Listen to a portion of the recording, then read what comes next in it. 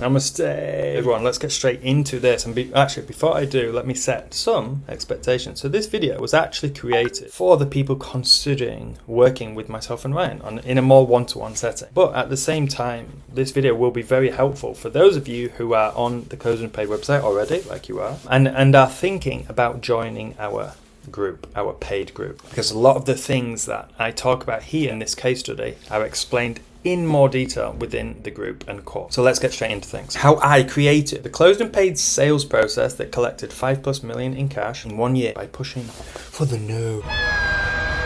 And how I trained a brand new closer with no experience to making 20-30k a month and closed a $240,000 paid in full deal in less than 6 months. Okay, without having to beg and convince prospects to buy, handle objections with bullshit tactics, or resort to just continuous follow-ups for fucking months on end. Okay, and obviously guys, look, sensationalist title, and yes, it is not typical for everyone to follow this, right?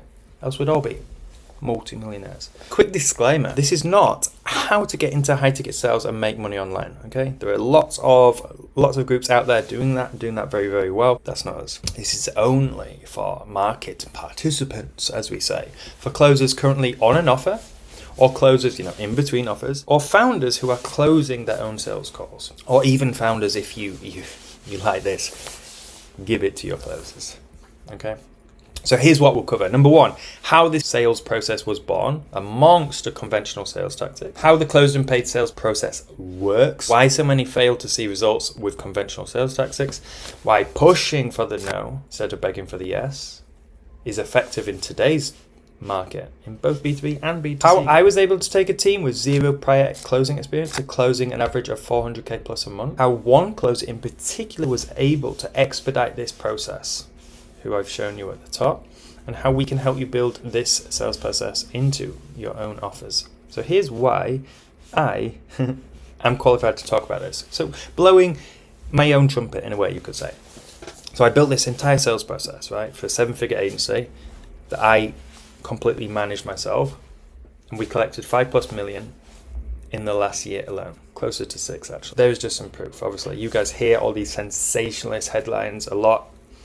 It is sales at the end of the day, but there's proof as well. So a bit of proof there. This is just a nice message from the case study who this is about. It's nice to see this person, although he is very skilled now at what he does and is a pro, he does attribute everything to what I was able to teach him. Here's a lot of the total spends of the clients and closes I made and the teams made. As you can see, this is not small amounts. This is not your normal high ticket 5k 10k stuff. More and more social proof, guys. And if you want to get into doing this type of thing in the future, this video is also for you. If you're on B2C, you want to get into B2B, you want to be closing much higher level packages with high level prospects, this is for you. Number two, I implemented this exact sales process into an entirely brand new offer. Okay, and did 300k plus cash collected in the first 3 months. Okay, more on this later. Some proof for you guys. Number three, coached my methods on 100+ offers with success.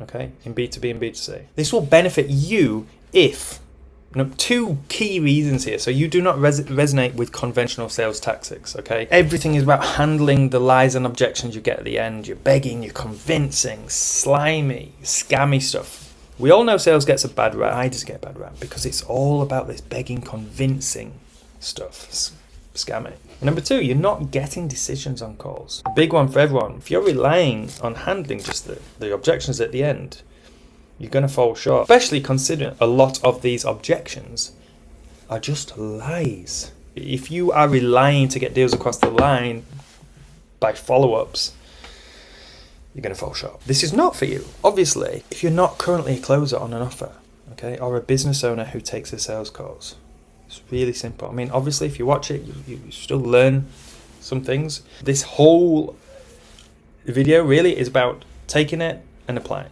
And number two, your ego is too big to accept that you should be doing better. And lots of people say, I'm already good at sales, don't need to learn anything more. Or I'm really good actually, this offer's bad, I just need to get a good offer. So, how the Closed and Paid sales process was born amongst all the conventional sales tactics out there. Okay, we'll do this fairly quick and efficiently. So we were selling mid 5 to 6 figure products, packages, right, without a fully established sales process in place. All of the calls with those book a free strategy, we all know them, right? It's a really bad dynamic, and the prospects come to these calls, you know, ready for you to pitch them, ready for you to just give them information. They're not even ready or even thinking about buying. The offer owner had us review the conventional, you know, NEPQ, Cardone, Hormozy type content. I'm not shitting on those guys. They're way above my league. Just completely unnatural to me. Prospects didn't seem ready to buy. Felt like I have to beg, convince them to even make a decision. I personally hated the way everyone had to handle objections, which in a way is just, again, begging. It's so desperate. Prospects do not want to get to the end of calls, say I need to think, and then you beg them to get over the line. Prospects don't want to talk about all their concerns, all the reasons why they're not moving forward. And all of this made it incredibly difficult to get a decision on calls, whether it was a yes or a no. And of course, resulted in tons and tons of continuous follow-up for months on end. Are you ready now, John? Hey, John, we just got some more results. Have a look at this. You know, long sales cycles. And then in the end, prospects just ghost your ass. You all know it. I also hated how normal sales calls we just were being taught. Just incredibly low status. You, the prospect, are the key. I want your business. It's ridiculous. It's always catering to prospects, asking stupid questions with obvious answers, which just gets more sales resistance. We're doing everything to guide them to the yes. We pitch, we use scarcity tactics. We've only got 2 left, John. Here's a buy now price. And then handle objections, which are just lies for 30 minutes. Please buy, John. Right? I just don't understand. So, sales gets a bad rap. And it's why does it get a bad rap? Well, because of all of this stuff. We've all been on a sales call where we're thinking of buying, and it's incredibly awkward. Fills with tension. There's lots of sales resistance because of all these scammy tactics. Ask yourself. Now, obviously, you might be an SEO agency or be on an SEO offer, right? Marketing, general stuff. But do Rolex, do Ferrari, do any of those guys handle objections? Did they ever seem to convince you? Did they ever try and beg you to buy? No. Obviously, those guys have been around for a long time, but it's just positioning. They position themselves as premium quality, exclusive. You have to qualify to even buy. It's not easy. There's no reason why you can't do the same. So I decided to build a sales process that felt natural to me, right? Obviously, and was conducive to just getting decisions on the calls without conventional bullshit. How the closed and paid sales process works, okay? Really simple, this bit. So pre-call flows, creating systems to educate prospects on the offer prior to the call, right? An educated prospect is far more likely to buy than someone who has no idea. What do you do again? We all know it.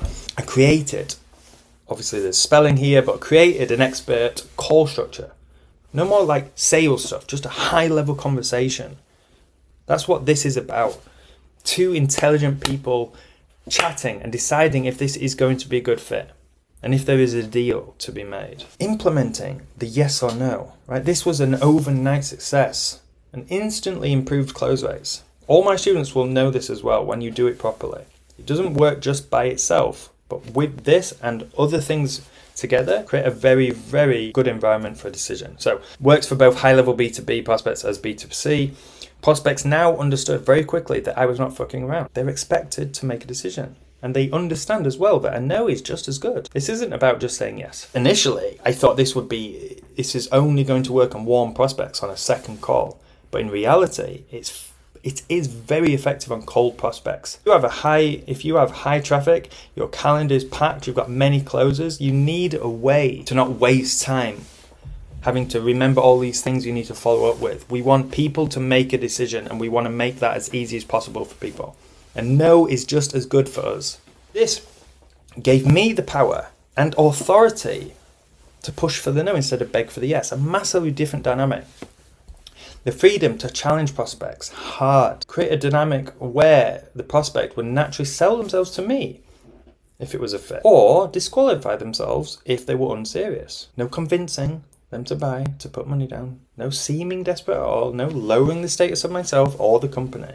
Generally, I looked for reasons why it wouldn't be a good fit, right? And I front loaded that into the scripts, right? And it created the perception. We are premium, we're exclusive, we're quality. You have to qualify to us. We're the king in the castle. You are the peasant. We pre-handle those objections. So just to realise, guys, like if there are alternatives or workarounds to your offer, you need to bring them up. If you don't, they'll be thinking about it. And if they're thinking about it and you're not bringing it up, you are now untrustworthy. Okay? Why not go and do this yourself? Why not keep doing what you're doing? It seems good to me. It seems like you're doing well. Why do you want to change? Why do this again? You got burned in the past. Have you tried this, John? Like in some cases, that's more cost effective. Right? This trust building exercise.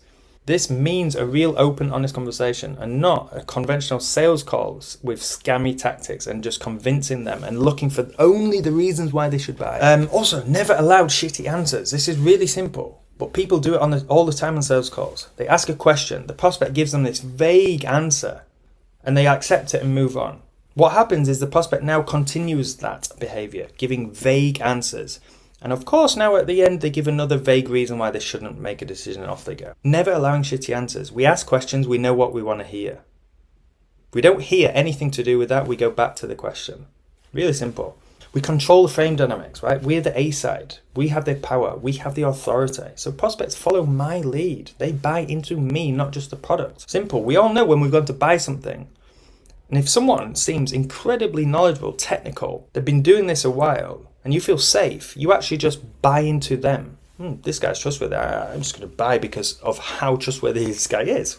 We all know it. Frame dynamics is something that comes natural to me, right? Without the education of going out and reading about it and all these different kind of circumstances. So if you don't already follow, go and do it and follow Bow-Tied Sales Guy on Twitter, right? He is the authority when it comes to this. I kind of feel silly trying to teach it in depth when he's the guy. Prospects follow my path, and if they can't, it's not a good fit. But Rich, what happens if I get to the end of the call and they still need to think about it? Of course it's going to happen. Just because we're doing all of these things and putting these things in place doesn't mean it's bulletproof, okay? But the close and paid bridge concept comes into play. It's a logical next step after the sales call by providing solutions to objections, right? So no more begging, essentially.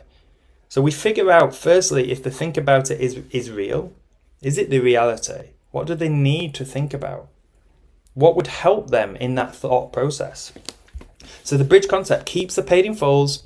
All of the people who are there to buy anyway are going to do that, but we get leverage over the information gatherers. And we provide solutions to get money down on that call, okay, without begging. To give you a bit of an understanding, guys, just on this bridge concept, and these percentages are not exactly correct, but they're close, right? 10% of people will buy no matter what you say. 10% will not buy no matter what you say. 80% of people are there to gather information, and those people, that majority, are there up for grabs. Conventional sales processes create this dynamic where you either get the laydown that was going to be a laydown anyway, or you have to beg all these people to get over the line. We have to, handle all those objections, and it's incredibly unsustainable. So all this together obviously was a huge success. Again, there's some proof there. It's the same proof as before. I'm just bringing it back in. This is not small money. So why so many fail to see results with conventional sales tactics? We were crushing it with just me, but we needed to start hiring so we could continue to scale. We hired all different closers you can imagine, from seasoned guys to people fresh off reading their first, sales course. Everyone had the same belief, like they were good at sales, they just need this new good offer. But once they got hired on a good offer, they were fired for not being able to perform. It's cutthroat at the highest level. The problem was that closers came in with their own false idea of how sales was done. They followed these conventional tactics and got conventional results. Simple. So conventional sales tactics push for the yes. And the idea is, we build momentum through the call and we get all these little micro commitments. The micro yes, right? So the prospect becomes more likely to say yes to that final larger commitment when we ask them to pay in full. The purchase. Dumb questions to get the yes. Like, would it help your business if you had an extra 100 leads per month? All of this just creates sales resistance. If we could help you make 10k a month from your laptop and spend more time with your family, would that be helpful? Would you want to do that? People know what you are doing. That creates sales resistance. Where there is resistance, there are objections. Where there are objections, there are lies. Then when there are objections, your entire demeanor changes. And you begin to beg and convince. There's a big pattern here through the call. Everything is about begging them. Most closers then misdiagnose their inability to close deals as I need to get better at handling objections, missing the forest for the trees. In reality, they've already set themselves up for failure with the way they've conducted the call. So why pushing for the no is effective in today's market, both B2B and B2C, okay? Everyone knows today's market is more sophisticated than ever. Every B2C prospect has been on sales calls for BizOps now and already heard the same shit over and over again, yet you expect a different result. Every B2B business owner knows the same sales tactics you are trying over and over, and you expect them to take you seriously. Most closers are set up for failure. Marketing will pique intrigue with an outreach message and send the prospect directly to a closing call with no responsibility to the prospect. The free strategy session is still in play, and the owner is surprised when the prospects are not prepared to make a purchasing decision on the call. Like, this is ABC shit, right? And they think handling objections will suddenly make the prospects, ready to buy. And then they have all these refunds and wonder why. Most sales funnels put uneducated, unqualified leads on the calendar of inexperienced commission-only sales reps for them to beg on every deal. And this is not even, they do not even realize this. So how to sell in 2023, 24, 25, 2030. When someone books in for a call, you need to assume low buying intent and high curiosity. As the closer, you need to do everything in your power to shorten this conversion window, to give yourself every possible chance of getting a decision on the call. First step, educating your prospect prior to the call. Tell it in a PDF, in a video, whatever you want, who you are, what you do, unique mechanism, why you are unique compared to the rest, well, the problems you solve, the benefits of your service, success stories you've had, who is it for, who is it not for, set the intentions of the next call. Really simple, guys. Doing this changes the dynamic from an education call where I'm just going to talk to you and give you all this information for you to walk all over me, and gives the power and authority to navigate to a decision without being desperate. Begging for the yes funnel. So this is what everyone follows: book a call, pre-call, automated reminders that do not benefit the sale. They put people off. The strategy call, lowering status by begging for the yes, uneducated, unqualified prospects. Objection handling, begging prospects to buy. Again, begging. Follow-ups, more begging and convincing in their inbox with no response. Commission is earned by the ability to convince prospects to buy and taking the order of the 10% who are going to buy anyway. Glorified order takers. So the close and paid funnel, book a call, vanity metric with low intent, high curiosity. Pre-call, sales assets to pre-sell and pre-qualify, highly educational. Then we have decision calls, building trust by pushing for the no, with educated and qualified prospects. Objection handling, navigating to a decision by providing solutions, okay? Which goes nicely into the bridge concept, where we have leverage, capture the majority of prospects with a deposit and extra clarity. Commission is earned by the ability to orchestrate a proven sales process and taking the order of the 10% who are going to buy anyway. So how I was able to take a team with zero prior closing experience to closing an average 400k a month, okay? We stopped hiring majority of closers with the experience. Found most of them came across desperate. Kind of weird as well. We began to only hire people with zero prior sales experience, so I could just indoctrinate these workers, into just this process. It was actually easier to follow anyway. The reason they were able to find success faster than most sales reps who have taken conventional sales training is because this sales process didn't rely on their ability to beg and convince. They were not trained on handling the objections, but instead how to orchestrate this sales process that would not result in objections. Now, of course, guys, you get some, but we take a lot of it off the board. So they were not trained on following up, but instead how to orchestrate a sales process that would result in a decision. So how I trained a brand new closer with zero experience to making 30k a month consistently and close a 240k paid in full deal. Again, look, you can see August to November, he was actually a setter. You can see him with a cap. Closed in November 22 until now. Obviously, wearing a suit. Not saying you have to wear a suit, guys, but it might help. Just some 2 to 3K month setting to 20, 30K month closing. As you can see, it's just some proof, right? What separated him from every other closer? He had zero ego, right? Only cared about being better. Always asking me how to get better. Incredible work ethic. I know this sounds stupid, but like, it's just facts. We just need to combine, the work ethic with this proven sales process, or with a proven sales process. So I worked with him one-to-one to teach this sales process, okay? Reviewing his calls to pinpoint kind of just exactly what we need to work on, what went slightly wrong, how can we improve that, right? Fast feedback loops, fast results. And he got 240K paid in full deal. It was incredible.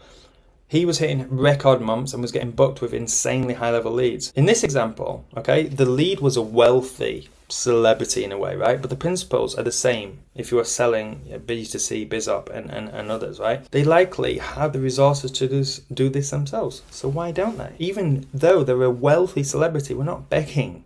And though the celebrities and the high status, wealthy individuals do not want you to beg either. They could have achieved this result already. So why haven't they, right? The dynamic is not shoving a deal down the prospect's throat and giving discounts because of who they are, which creates resistance. It's navigating to a decision with a real conversation, creates trust. But of course, this can be like a dangerous game if you don't understand the answers you're looking for. But it can be a superpower if you know how to pull it off. Right? This is obviously not to disqualify the prospect, but to playfully push them away and challenge for alternatives. In this case, the prospect sold themselves to us and closed a 240K deal with zero friction. Okay, by navigating the kind of nuances of this dynamic, Aaron was able to pull off the biggest deal in this company's history and got a nice 24K commission for one call. Can you imagine? Just to show you guys here, proof. How can we help you build this sales process into your own offer?